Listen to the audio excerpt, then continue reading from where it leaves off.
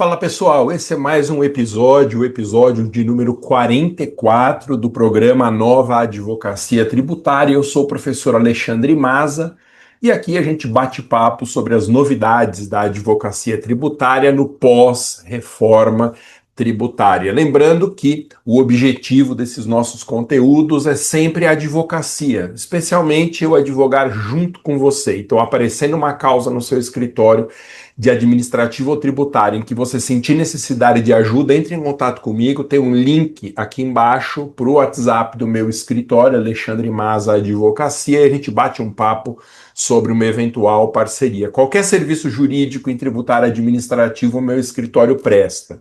Parecer, sustentação oral, consulta, despacho com juízes, elaboração de peças, estratégias, tudo o que precisar. Entre em contato comigo. E quero lembrar que estão abertas as matrículas de todos os cursos de advocacia da minha escola, inclusive o Advocacia Tributária. O tema de hoje é um tema pertinente à advocacia tributária. E aqui embaixo, também na descrição desse vídeo, você encontra o link para se matricular em qualquer curso da minha escola. Bom, hoje eu vou falar sobre contumácia. Palavra difícil, né, que a gente só usa no direito. É a situação do chamado devedor contumaz dentro do Código de Defesa do Contribuinte. Eu estou fazendo uma sequência de lives sobre o CDC, é a sigla que eu vou usar, Código de Defesa do Contribuinte, novíssimo, aprovado em 8 de janeiro de 2026 pela Lei Complementar 225. É uma lei complementar com 58 artigos de um conteúdo importantíssimo. Eu já disse para você, cá entre nós, que ninguém nos ouça, que para mim essa é uma lei que não vai pegar no Brasil. Não vai pegar porque Código de Defesa do Contribuinte é o CTN. Nós precisávamos de um novo CTN e não de mais uma lei em matéria tributária. Então eu tenho a impressão que não vai pegar muito não, mas a gente tem que conhecer. Então, o tema de hoje é Código de Defesa do Contribuinte e o devedor contumaz, que é uma nova categoria criada por essa lei. O Código de Defesa do Contribuinte cria categorias diferenciadas de contribuinte com regimes específicos. Então, de um modo geral, já existia no direito brasileiro a figura do contribuinte, do devedor de tributos, e agora o Código de Defesa do Consumidor, ele vai, eu vou falar várias vezes consumidor, vocês me perdoem, é do contribuinte, tá? E o Código de Defesa do Contribuinte, ele cria categorias de contribuintes. E entre essas categorias tem o devedor contumaz. São, portanto, categorias que estabelecem exceções à figura do princípio da impessoalidade, que todo mundo tem que ser tratado igualmente. Não, com essas novas categorias, os contribuintes vão receber tratamento diferenciado se eles forem bons pagadores e também eles vão ser punidos se forem chamados de maus pagadores. Um devedor contumaz, eu diria que é um contribuinte mau pagador.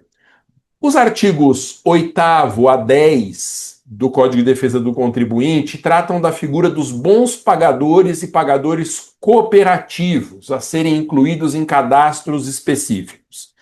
Alguém que é classificado como bom pagador tem direito a canais de atendimento simplificados. Esse acabou sendo o único direito que alguém classificado como bom pagador tem. Por quê?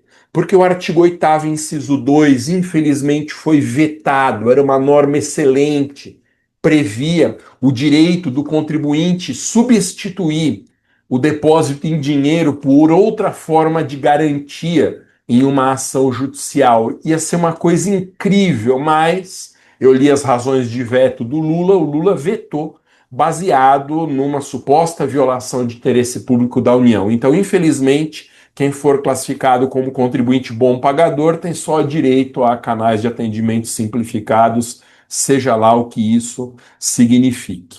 Mas o que é o devedor contumaz? Essa categoria é definida nos artigos 11 a 17 e tem um regime bem detalhado. A lei tem muitas normas sobre essa figura. O devedor contumaz não é somente aquele que deve muito, mas quem usa as dívidas tributárias elevadas como instrumento econômico para fazer caixa.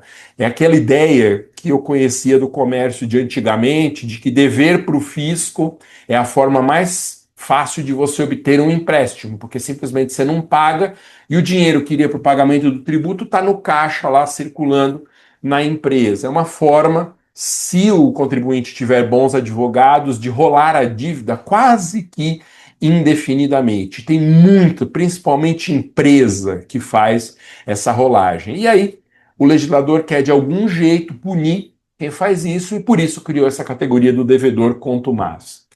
Mas não basta dever muito. Tem que ser uma inadimplência substancial, uma grande dívida, reiterada, que é quem está devendo muito sempre, e injustificada. Então, o devedor contumaz é o que tem uma inadimplência substancial, reiterada e injustificada. Por isso, existem vários requisitos para caracterizar um devedor como contumaz. Primeiro, ele tem que ser caracterizado como devedor contumaz em um devido processo legal que assegure contraditória e ampla defesa. Então, não é assim, o fisco constata a ocorrência dos requisitos, vai lá e diz, você é um devedor contumaz, vai sofrer as punições. Não, tem que abrir um processo, garantir contraditória e ampla defesa, e ao final desse processo administrativo, aí sim, se for o caso, você categoriza esse devedor como contumaz. Segundo requisito, além do devido processo legal, a dívida tem que ser substancial, ou seja, quem deve mais de 15 milhões de reais, e isso seja equivalente a mais de 100% do seu patrimônio conhecido. Então, às vezes, a empresa deve muito, deve 15 milhões de reais, mas o patrimônio dela é de 300 milhões de reais. Então, isso não é uma dívida substancial. Substancial vai ser para quem deve mais de 15 milhões, e isso corresponde a 100% ou mais do seu patrimônio. Terceiro requisito, além do devido processo da dívida substancial, a dívida tem que ser reiterada, ou seja, manutenção de débitos em situação irregular em pelo menos 4 períodos de apuração consecutivos.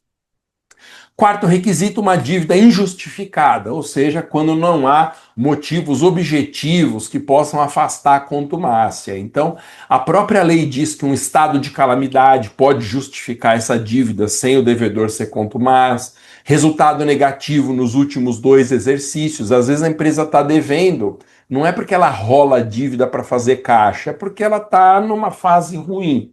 E aí, a legislação diz que se o resultado for negativo nos balanços nos últimos 2 exercícios, isso é considerado uma dívida justificada e não permite que você trate esse contribuinte como contumaz. Como que é o processo administrativo para caracterizar a contumácia? Ele é instaurado de ofício e tem prévia notificação do sujeito passivo, né, do devedor, que tem 30 dias para pagar ou se defender. Finalmente, a pergunta mais importante de todas: quais são as penas aplicáveis ao devedor contumaz? Artigo 13 lista: inscrição baixada do cadastro de contribuintes, impedimento de fruição de qualquer benefício, inclusive concessão de remissão, anistia, utilização de créditos. Terceira pena, impedimento de participar de licitações. Quarta pena, impedimento de formalização de vínculo, como ser contratado pela administração, e aqui tem uma parte super estranha, porque a lei proíbe que o contumaz se beneficie de autorizações, licenças, habilitações, explorações ou outorgas de direito, que é muito esquisito, porque você nega uma licença, por exemplo, para a empresa construir num terreno dela, uma licença de funcionamento, isso não tem sentido. Então aqui eu opino pela inconstitucionalidade desse ponto específico da lei que proíbe a concessão de autorizações, licenças, quando o ato for vinculado. Quinta pena, impedimento de propositura de recuperação judicial. Sexta pena, declaração de inaptidão da inscrição no cadastro de contribuintes. Importante, a condição da contumácia não é eterna. Sempre que houver o pagamento daquela dívida ou a negociação, o processo de contumácia será encerrado ou suspenso e esse contribuinte deixará de ser classificado como um mau pagador.